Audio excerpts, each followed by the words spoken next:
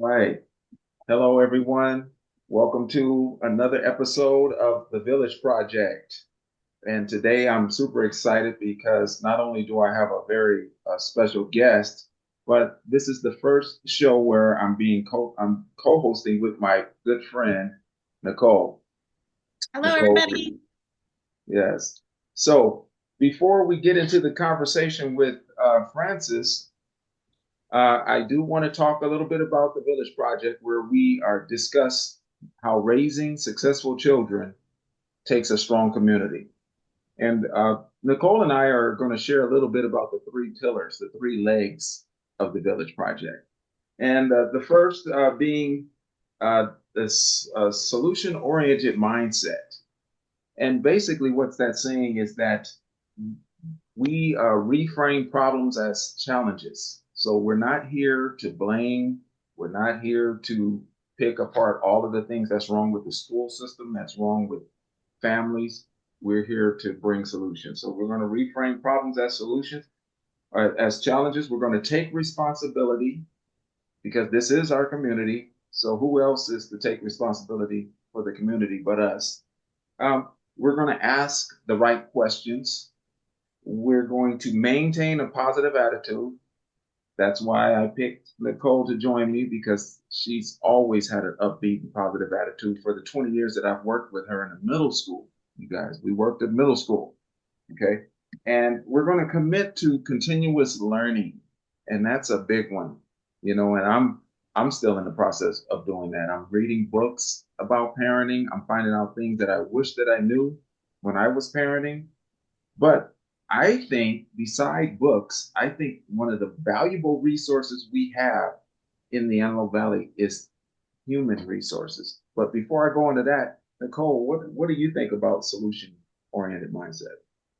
So, for solution-oriented mindset, when I think about that, I always feel like I'm focused on the negative. So, I want to kind of move us away from focusing on that negative and shift our focus to finding answers and kind of move our thinking forward in a positive light. That's great, great. The second leg is the power of community.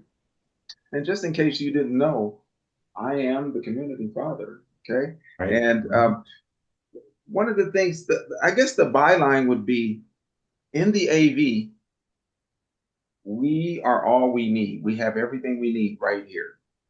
So we don't really need to go elsewhere. We don't really even need to spend a lot of money.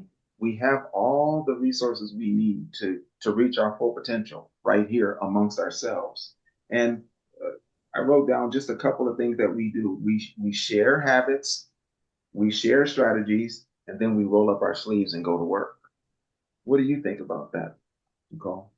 So, for the power of community, I always look at that by strengthening parent disposition.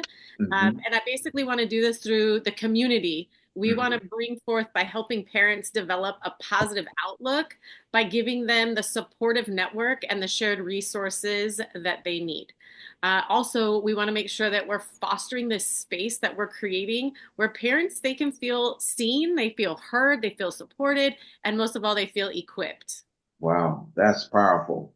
I mean, how many times have we thought the parents who have kids that are struggling in school could actually feel safe about coming to us for help that they need? And that's what this is providing. The last pillar would be effective mentoring, and that's leading parents, lifting youth, but lighting the way. So, real talk is one, no judgment for not knowing, and walking it out together. And that's my favorite part of it, the walking it out together. Because really, I I want parents to feel like we're walking through life with them and not just talking at them. What do you think about that, Nicole? I would agree. I want to walk alongside parents, and I am learning as you are as well through this whole process. And so I get feedback from parents, and I want parents to feel like this is a team effort and we are supporting one another. And maybe some days I become the mentee and they become the mentor. And I would think that that would just be an amazing partnership and relationship that we begin to build through this effective mentoring. Yeah. You know what? You, you couldn't have said it. I couldn't have said it better.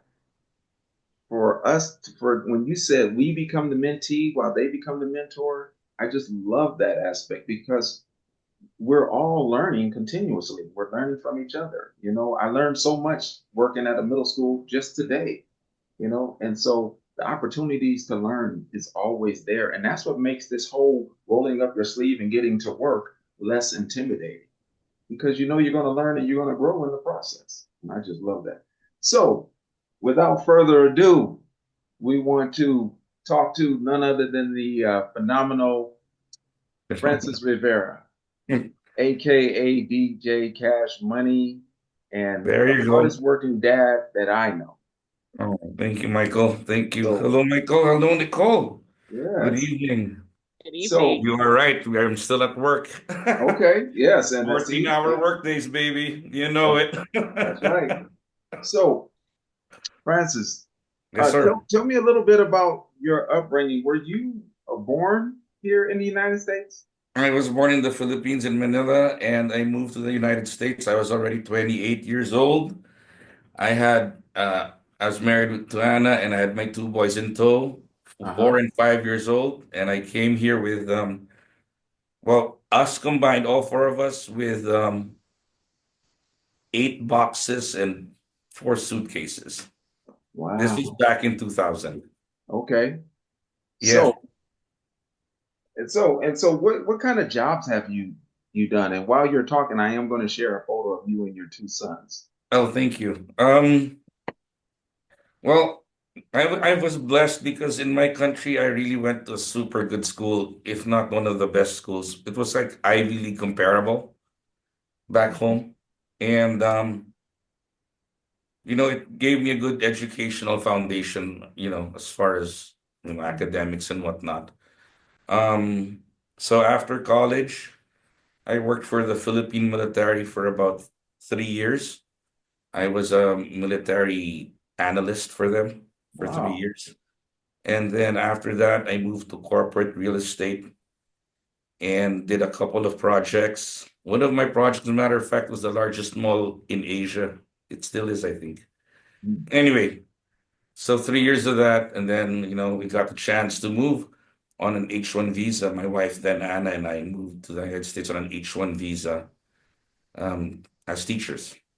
Hmm. And from there, I taught in high school for 7 years, inner city Houston.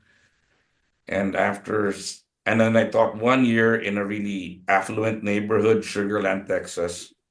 And from there, I jumped to the Antelope Valley. Oh, And I got stuck in the Antelope Valley for, I don't know, since 2008, hmm. 2009. Yeah. So you would consider yourself stuck here? Not so much stuck, but this is where I planted roots. Is that the word? Yes. Yeah. Yeah. We try to Yeah. keep a positive mindset. Oh, Okay. yeah, yeah, yeah. Planted roots. That's the word. Sorry. Pardon me, stuck. That's not the right word. Hey, Francis, can you tell me what Uh-huh. your family's attitude about education was when you were growing up? Oh, education. You know what? Education is the priority. It's the priority because, the Philippines is a third world country and Hmm. not jobs are not readily available. So in order for you to be hireable, your minimum, when I was still growing up, your minimum was you had to have an associate's just before even they look at your resume. Anything below an associate's degree, Yeah. they will not hire you. They won't. And this is not like, high-end jobs. This is like, just working in McDonald's. Mhm. You'd have to have an associate's degree to qualify to work in McDonald's or work in a Pizza Hut or whatever it is. So, the bar is set really high. Okay. All Yes, because money is scarce and jobs are limited. So right. you had to prove yourself and you had to have that piece of paper. So they placed a high value on education. Oh, always. Um, I studied at a Jesuit university, and part of my course in high school was to tutor kids from the public schools. And our mentor, his father, James O'Brien, he says, really the key to success is really through education. Hmm. There is just no other more powerful tool than, having a good education as a foundation. Okay. So yeah, definitely that's number one. And Francis, there's not, go ahead. besides the father that you were talking about, who Mhm. who else um, pushed you or encouraged you to continue with education? Okay, great question. My parents left for the States back in the 80s. So my sisters and I, we grew up with my grandparents. And my grandma in the Philippines, she's now 99 years old. I visited her last year. Um, she used to work uh, two jobs. She was a doctorate professor. She was like, I would think in her mid 60s and still working two jobs just to put food on the table. Wow. And that up to today, you know what? She's my what do you call it? Role model, if you may, and my inspiration because if she can do it, I can do it too. And God bless her. She's 99, but that's where my sister and I learned a good work ethic because after school we didn't have mates because we couldn't afford them anymore because she was a Uh-huh. single earner and it was a really big house. Yeah. So we had to like take off her school clothes, house clothes, do everything, dishes, laundry, water the garden, water the plants, all that good stuff, and cook dinner. And, that's where I learned my work ethic, Wow. Yes. and really it's a work ethic thing. Hmm. Yeah. And I think that's, super important. Yeah. That's Yeah. outstanding, man. And it's very apparent when I watch you. And since I've watched you and all the years that I've worked with you, you've always amazed me at how hard you work, man. Yeah. And I thought I was a hard worker. My father had us out there cutting the grass and all of that. Right. But watching you, man, I felt like, man, what a round. you know? Yeah. And, I try to impart that to my kids. Both Francis and Josh now, both of them have double jobs now too. Yeah, yeah. So, what is the term? Monkey see, monkey do. I think they learned it from me. So, You were an example that they followed. correct. I would want to say that, yes. So you kind of led us right into the next discussion, which is the raising of your children. So what type of template did you follow in the raising of your kids? You know what? I wanna talk about that real quick because um when I was growing up, you know, the kind of love support that I received from my grandparents. Well, first of all, my grandpa, but he died early. He died early. That's why my grandma became single earner. What he would do, he was a lawyer, but he retired as a lawyer, and he would take care of household stuff. He'd drive us to school, all that good stuff. Mhm. So his style of parenting was more like an acts of service type of deal. Yeah, That's how he expressed his love. I see. My grandma, on the other hand, she was a hard worker. She'd get out of the house around 8 o'clock, not come home till 9 or 10 in the evening. And Hmm. she's in her 60s, man. Hmm. And that's her love language. Yeah, Providing food for us and a roof over our head. yeah, So I think that was what my parenting style was. yeah. It's just, you know, every weekend on a Sunday afternoon, because I was also a single parent for a while there. So aside from taking the boys to school or whatnot, I remember they were in high school. I had my day job in the middle school. I had my adult school job 4 nights a week. On Saturday mornings, I had migrant ed Hmm. with the high school district. And on Sundays, I still played for church. Okay. I know. And I'm like, it was 3 or 4 years like that. Yeah, I know Nicole has a question, but before she asks her question, I Hmm. just wanted to say how you beautifully just expressed something that I've kind of learned today in the parenting book that I was reading, where it talks about we really do what we see our parents do.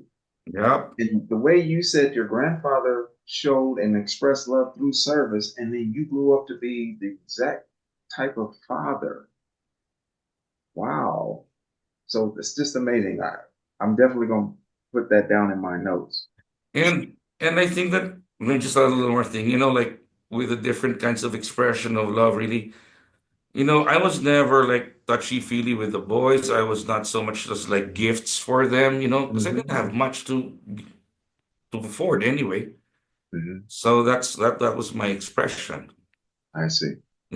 So yeah. Well, that's awesome. I actually, when listening to you, I thought, wow, Francis, you definitely encompass everything that your grandparents displayed with you, because that's what I've seen as long as I've known you, which has been a while. That's exactly what I see. So, question I have for you is, you had mentioned that you held your boys accountable for their grades. Could you share a little bit with us on how you held your sons accountable for their grades? What did that look like in the home? No, absolutely. Because okay, when they were in, I'm sorry, when they were in high school, I think Josh was like they're 2 years apart. Josh was 10th grade and Francis was a senior. And that's the time when, you know what, I became a single parent and I had to babysit in the evenings too, by the way. But besides that, I tell them, okay, guys, I'm gonna work really, really hard to maintain the lifestyle that you're used to, but all I want you to do, give back, is to perform academically, meaning no B's, all A's. B Okay. is B is just unacceptable. So both of them graduated. What is that? Cum laude, or whatever they call it. Yeah, Magnum cum laude. yeah. And so they're both dean's listers too and whatnot. Um, Now, if I could ask, Go for it. that's a tall order to all A's, but they did it. So, what specific strategies did you find that worked well with your boys to make them get those A's? I think that not just for even young kids, but also for adults, really, it's routine. You have to hold down a routine. Like, for example, set aside a certain time to actually just sit down and devote yourself to just, doing your academic work. So that's one of the key things. And I think that once you set your routine down and you see that your routine on your day-to-day routine, it works for you, then that's when you start to grow and excel. So the boys, I told them, when I am in adult school from 5 to 8, that's the time when you should also be hitting those books from 5 to 8. So we're running the same page. I like that. I like the fact that you, number one, you're communicating with your kiddos and you're telling them, hey, this is my expectation of you. I expect that I'm working hard during these hours and I expect you to work hard during those same hours. And so everybody's doing their part to Yeah, make things work well for the family unit. So I really like that. Thank you so much for you're sharing. welcome. And it's all about really pitching in. And you know what, Michael? That's right. A sense of community is not innate in people. It's really not. It has to be developed. That empathy, Yes. because especially nowadays, when people don't understand is what people think now, it's all about what I want. Me, me, me, me, me, me, me. But you come to a point where you don't need anything anymore and it's about give, give, give, give, give. Hmm. Because you know what? I really think that success is not defined by what you have, but Hmm. what you're able to give back. Yeah. So then that's just the whole sense of community, right? Right. Right. And And while you were that's go what ahead. we're doing here. We're showing the community what community looks like. Mhm. Hey, um, just one question about your sons. I, Mm. I know them and they're Yeah. both outstanding young men. But I do wonder what kind of consequences did daddy ever have to give out to his sons? Were they? No, during that time, they already had those video games. Oh The yes. Xbox already came out by Ouch. then and stuff like I could that. feel the pain already. Ah. Yeah, but very seldom did that happen. Uh-huh. Like for example, on a Sunday, after migrant ed. I'd get Uh-huh. home at 2 o'clock, and then we'd all be ready, and we'd all pitch in, and one of you mop the floor, one of you do this, one of you do that, sweep or whatnot. Hmm. So again, it's falling back to a routine, and the thing is, I was telling them, if we clean the house once a week, it's gonna be so much easier than trying to get caught up if we don't clean for a whole month. Hmm. It becomes just easier to handle. Yeah. And I think that they've learned that. I think that they've learned that. Right now, Josh is actually still working. He's working online. He's now in real estate law, so Oh, wow. that's what he's hitting right now. So That's right. Francis, I have no clue what he's doing. But he has two jobs too. In Of the daytime, course. he's the cafeteria manager for a school district in Texas. And then after his work at 3, from 5 o'clock to 9 o'clock, he works for a home health office, filing records and whatnot. Hey, man, if they're following your example, Right. these guys are going to be working until the cows come home. I hope so. And really, for me, my true sense of accomplishment is if they're able to, not just stand on their own, but be able to be at the point where they can be giving back to. Yes. And that's for me the pinnacle of parenting. Yes. You know. So, that kind of takes us into the next part, which is teaching. We would like to know some of the strategies and habits you have as a teacher. I do know that you teach young people, but you teach adults as well. Is there a difference? Oh yeah, there's a difference. Um, One of the differences most significant to me is um their self accountability. Uh-huh. So you know what, kids, they're not really that, made accountable as far as academics go, but the adults that I work with, they're hungry for their high school credits, man. We work with a software called Edgenuity, and it's available to them 24/7. I have some students in adult school knocking out 50, 60 hours a week Mm. just so that they can get their high school diploma. Mhm. You know, as far as the middle school goes, it's a kind of a different animal altogether. But you know what? You just have to adapt. You know. All right. What I was trying when I was listening to what you're when at the start of this, and you were talking to about community, right? Mhm. In my head, I'm thinking, how can a middle school or the institution of school be more relevant so that families, not just the kids, can be serviced, but also the parents can get classes on how to parent. Yes. You know what I mean? If and wouldn't it be like utopic to just see after school activities instead of other people, but parents just showing up after school and you, and helping the Yeah. kids, making it one big party. Uh-huh. You know what I mean? And everybody's helping each other out. The school is the perfect place to do that. Yes. Yes, that It would be the provides, dream. yeah, it provides a safe place, Mhm. and you can do art, you can do music, that would really turn stuff around. Because Yeah. right now the kids don't want to be in school. Right. And really, what you want to do is change that mindset or that culture and actually, hey, you know what? I'm excited to go to school Yeah. today. Yeah.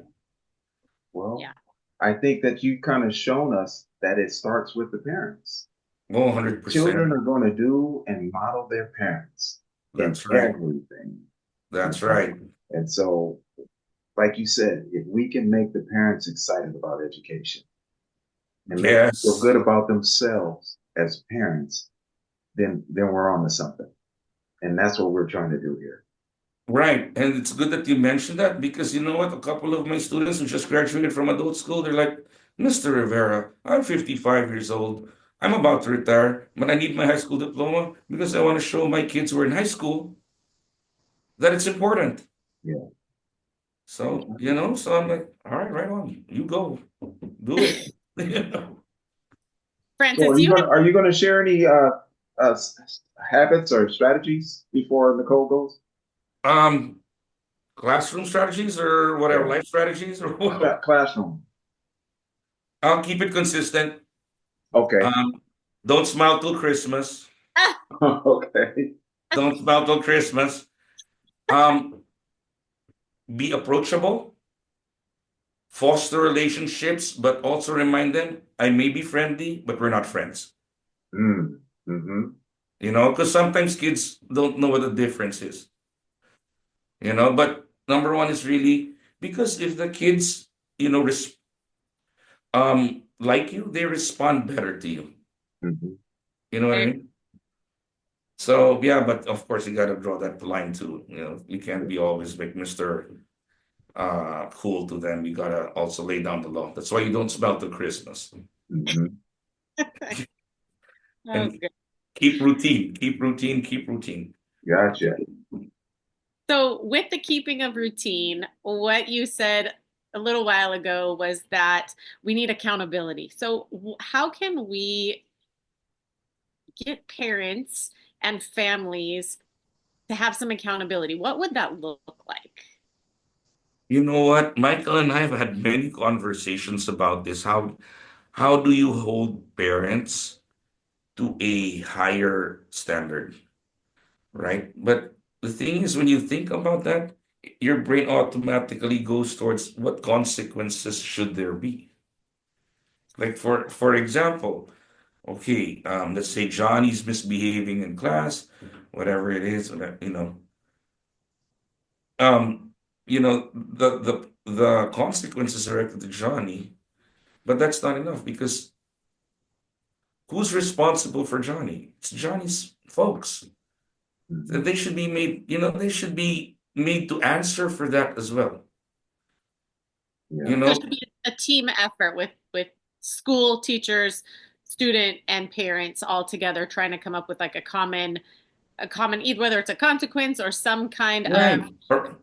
being held accountable. Yeah, and I remember, back in the day when we were all at New Vista, we'd all meet with the parents and that all the teachers were there, the Yes. student was there, mom and dad were there. Mm-hmm. It was like mini intervention. Yes. We don't see that anymore. I Mm-hmm. am like, why? Yeah. Yeah. Because if you don't involve the parents, you're just further detaching yourself, you know. The student must see you as a team, Yes. teacher, parent, together, working for the student. It feels like there's like a divide. Mm-hmm. There shouldn't be a divide. So what I hear then is that you as a teacher want to have more of a community feel. You want your parents and your students to come together with you. And so that really then that might be a way for teachers to reach out to parents and have more of a well-rounded conversation about, hey, I'm on the same team as you.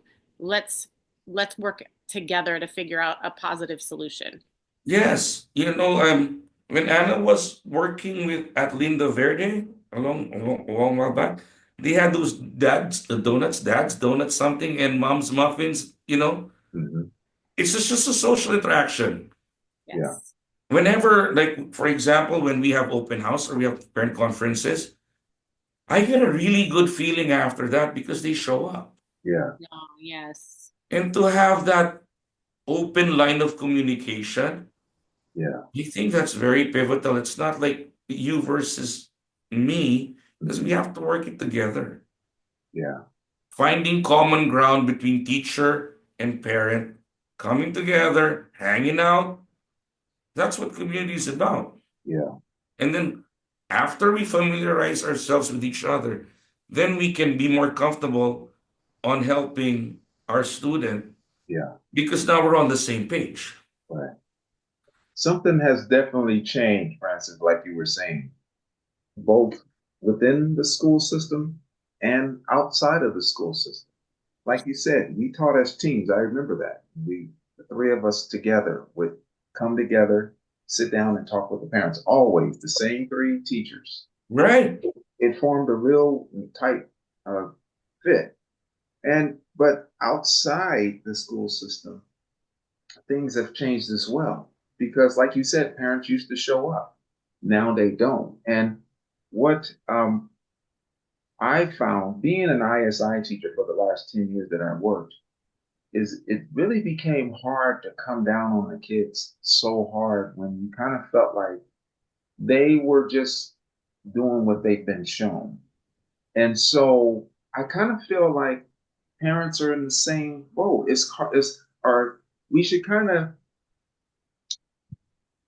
I just feel like sometimes parents haven't been shown a good model either, and so we kind of need to be empathetic in what they've been through and what they don't know, and come and take that approach. Do you understand what I'm saying, I Nicole? agree 100%. Yeah, yeah, yeah, yeah. I And remember, Michael, we had a conversation while we were like doing the lawn one day and whatnot. And we were talking about you know, raising children, really the primary stakeholder for that would be the family unit, the Yes. parents. Mm-hmm. And the school really is just about academic growth. Yeah. Uh-huh. But now it's just a hodgepodge of both. It feels Yeah. like now it's like 70%, of your character development and academics is now being Uh, shouldered by the school I hear you. and less by the family. You know what I Right. mean? So, So but yeah, I agree. You know what? How do we empower these parents? We have to show them tools. yeah. the other Give, thing is getting, like you said, with back to school night and open house, having parents come because that creates such a sense of connectedness and community that I think is so valuable. I always learn more when I go and talk to other people, other parents. I mean, even if I'm not talking with teachers at these places, I run into other parents and I'm able to say, hey, I'm struggling with such and such with my son. What have you tried? And so it's just being in a place where there's like-minded people that have the same age child that I have that I can just kind of dive into. Mhm. Yeah. don't you think, Michael, that sometimes the kids behave the way they do is because they really think in their hearts that adults don't care? Yeah. You know what Yeah. I mean? Yeah. So that's I, why they free for all behave the way they behave because they right. think the adults don't care. But what if we, as adults, we start showing that we Hmm. care? Yes. Hmm. It might change stuff. Yeah. I have a question for Nicole. So, Nicole, you've been in education for the longest time too. What do you think is a good um schedule, like to have social hour with parents once a month? What do you think? Where's that? Twice a month? What do you think? Personally, I think if we looked at once a month, we had a monthly gathering, whether even if we were doing, painting or just something together as a group, or we could have teaching parents how to what resources and tools do they want, and we can take take a survey and ask parents what they would like because Hmm. I don't know what parents want. I don't know what parents need, but I do think that at least once a month at the minimum that should be happening within the school system. Right. And Yeah. I'm sure that there's money for these socials. And we can actually address what these parents need so that we can set that aside and actually focus on the students. Yeah. Which You know, actually, Michael, that might be a good thing to approach the school district. You'll be the one to coordinate, as a okay. community Okay, father. Francis, you're jumping ahead. Okay, I'm sorry. I'm just Hey, excited. when on that note of how often should we meet with parents, I think that every parent is different, just like Mm, every kid is different.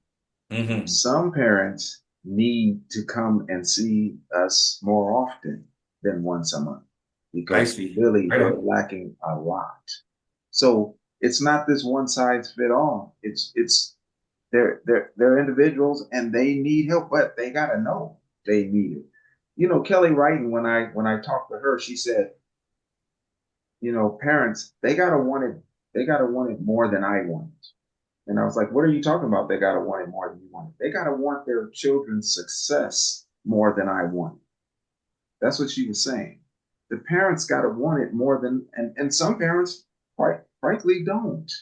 So they gotta be shown how to want their children's success. They gotta be shown what that looks like. Because then when the parent wants it, guess who else starts wanting it? Right. Children start wanting it more than the teacher does. But right now, like you said, Francis, right now it's all on the teachers. All this uh, pressure of wanting this child's success is on our shoulders, and it feels like nobody else is carrying that burden but us. But that's what the Village Project is about.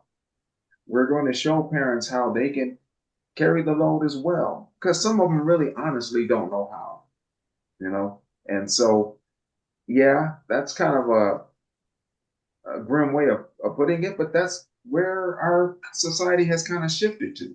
So it's time to get it back on track, and it takes community to do that. And that's what we're doing.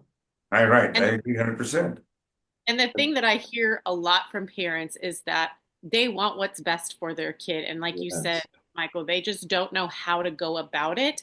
And so I think that that's wonderful to at least meet the parents where they're at and give them that support. Yeah. Yes.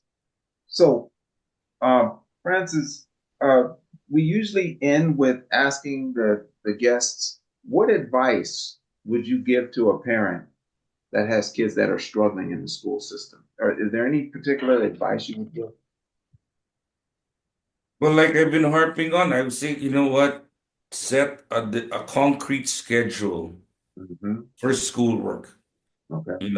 Everything has to stop and we just focus on that. Yeah. Yeah, I remember when I was in the third or fourth grade, my grandfather would make me read to him whatever, just read aloud from a Mm-hmm. magazine or from a book Yes. for 30 minutes. He wasn't paying attention, he just wanted me to Yeah. read to him, stuff like that. I'm the third grade, I'm trying to read Time magazine, whatever it is. Yes. And have a set routine schedule. And you know what? One thing that I would also like to share is not only just be quick to give consequence, but also be encouraging Uh-huh. the little successes to celebrate that with their children. Yeah. Yeah. Pats on the back, ice cream runs, whatever floats their boat. You know. Mhm. I think that's also important because man, there's just a lot of kids that have self-esteem issues now. Because the only self-esteem they get is from TikTok. Mhm. You know what I mean? And it's Yeah. just our our kids' values are now being formed by what they see on their phones. Right. Yeah. And that's scary. The technology aspect, that's Yeah. another It's so curveball. different. It's so different from the way we were raised. I like what you Right. said about your Right. father making you read, even though he wasn't in particularly paying attention. Just the fact that you had to go through that motion, it taught you. And I was remembering something my mom did with us. She took us to Sunday school every Sunday. She actually took us multiple times a week. I mean, Mm. that's all I remember growing up. But one thing, the reason why I mentioned Sunday school is because that's where we learned a lot. We read out of the Bible, we sang songs, and me and my brothers and sisters, we still sing those songs to this day when because we remember them. They stuck in our mind. And the reading, that's the part. Reading in Sunday school, when we got to school, we could read. And every now and then we'd come across kids that couldn't, and we would be perplexed. Like, why can't you read? Because it was so normal for us. You know what Right. I mean? So, so I see what you mean by developing structure and routine that leads to a child's success in school. So it starts at 100%. home. It starts at home. It starts at home. But again, the parents also have to invest that same time. Hmm. Sometimes parents I get it that they get tired because they've been working like double shift jobs, but you can't set that aside, I'm telling parents, start with 30 minutes. Yeah, It doesn't have to be 2 hours every day, right. but just that uh, quiet time, there's no noise from technology, and you're just there. That's powerful stuff because now the kid sees, oh, you're investing in me, Yeah. you know? Well, Nicole, do you have any things that you did with your son when he was really young? Uh, my son was very strong-willed, and so I had to be very consistent with him. I had to make sure that I didn't waver in my decisions. If I said, no, we're not going to do this, I would always give, we're not going to do this because, or we're not going to have this done at this moment. We might try it again another day. So those are some of the things that I did. Definitely structure and routine with my son because he would always have one foot on the line or just over the line. He wanted to press. Mhm. Wow. How? You know, something I asked you, Francis, I said, what would you have done differently as a teacher? And I don't know if you've ever done a lot of this, but you said not to coddle. You want to Yeah, not expound to on that, coddle them, huh? not to coddle them too much. Yes. What do you mean Yes. by that? Um, teachers are just quick to be teachers are like firemen, man. They like to put out fires quick. They don't even give the kid a chance to just, process the information. Hmm. You know, there's too much, what is it, hand holding. It looks like, you know, give him time to process information before spoon feeding them the answer, Yeah. you know?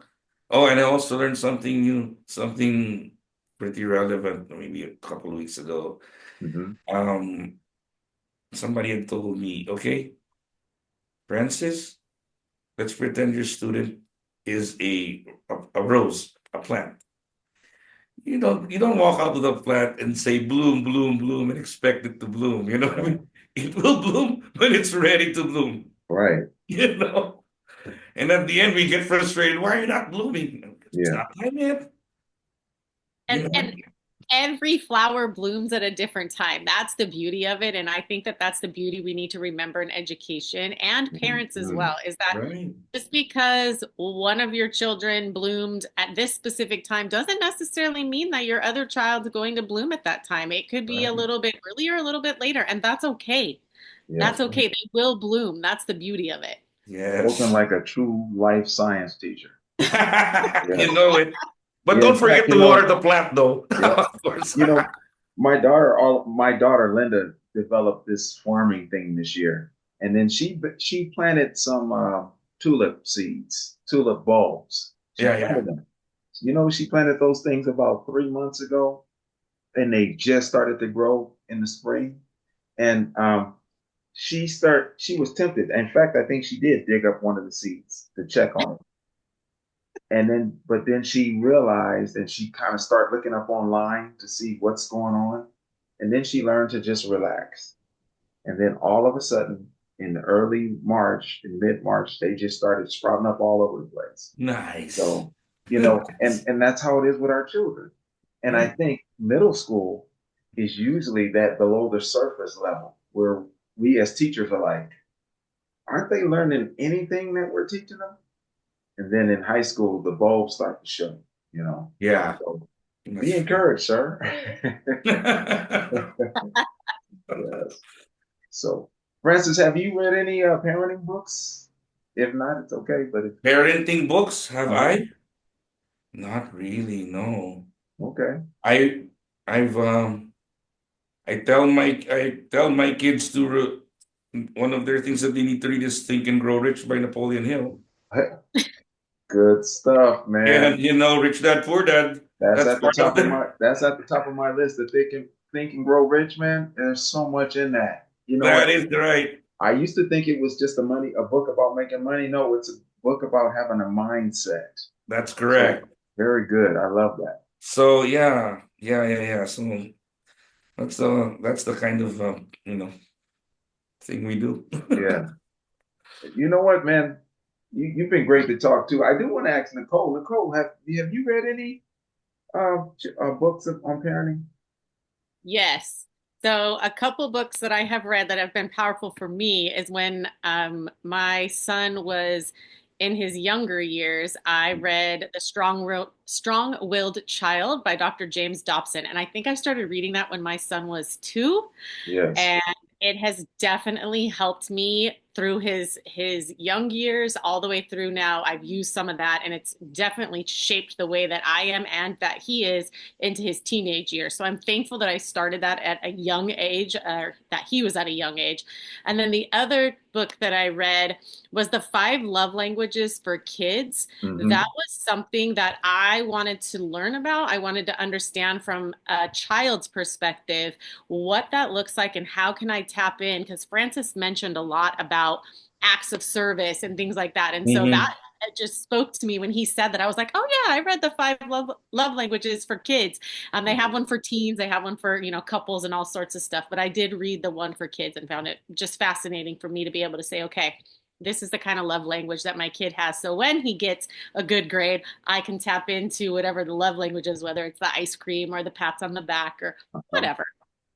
And Yeah. kudos to you, Mama Bear. You are doing a good job. 100%. I see it on your Facebook post. Good job. Right on. Right. I was actually trying to share a picture of you and your son, Nicole, but I'm not succeeding. But but what I loved about your story, about the books that you read? All of a sudden it's like I got an epiphany.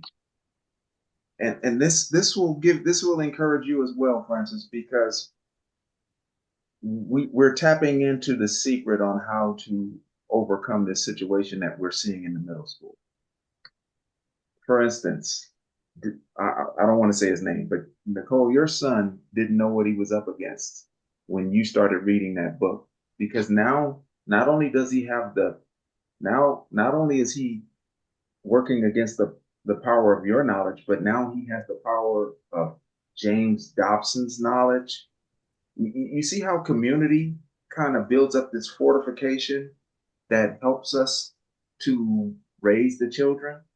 Yes. It takes a community, and it's easier when it's a community. That's right. 100%. The, Oh, yeah. the students don't stand a chance, and I don't mean that in a bad way. They Right. don't stand a chance when there's community, whether it's books, whether it's people with experience in parenting coming together. They just don't stand a chance. And so this is the reason why we're doing this. Mhm. So whenever you can, whatever help you need, Mr. Hodges, Are you? let Don't us be just know. saying that now, Oh because man, let me tell you. I'm going to need some help, man. We're starting parent workshops, so You know it. It's all good, I don't know if Michael. I can put another job on you, man. You got enough jobs. Francis, you can just be our cheerleader, okay? All You right, I'll do cheer us that. on from the sidelines. That's it. Okay. Yeah, but if you want to I would just start with talking to the school district and see what we can do. Really? That's gonna be powerful stuff. The school is the best conduit, 100%. There, look at There's a that. picture of That's us. what I'm talking about. Yes. So Wow. it took the strong-willed child book to help you raise that young man into a man. Yeah, That's right. It took the power of community to do that. So yeah. kudos to you, Nicole. Thank you. That's And Mama Bear power all the way, man. Yes. That's it. Yes. it took a lot of people, let me tell you. Okay. That's right. That is correct. You know. Beautiful. So I appreciate it, man. And Nicole, what did you think about this conversation with Francis? I absolutely loved it. It gave a whole different perspective of how community can just come together and what we need to see happening going forward. And it gave us some things to think about on all aspects. And so I'm excited to see where just our conversation, what cool things we're going to see happening in the school districts and within our community in the Antelope Valley. Right That's on. right. Right on. So you know I love you, Francis. Likewise, Michael, you know it, like a You're my brother. brother from another mother. That's right. I'll see you at the next karaoke get together. Thank you, Oh, sir. All right, I Nicole. did want to ask. Oh, are you in a hurry? No, what's I up? What's did up? want to What's share up? one more thing about you that we didn't show. I wanted to talk about awkward silence. Uh-huh. So I'm going to share a picture, and then Uh-huh. you just tell us a little bit about that. What picture is this? Oh, shoot. Here it He's all comes. It better nervous. be awkward. Yes. Right. Okay, so about the picture. So when Francis was a single parent and didn't have enough money to go out and just, So I was still living in Palmdale then. You've been to that house, right, Michael? The one with the Hmm. I was renting. So my R&R was Friday nights and Saturday nights. I'd hang out with Celso, the guy on the left, the bass player, Uh-huh. and we just play music.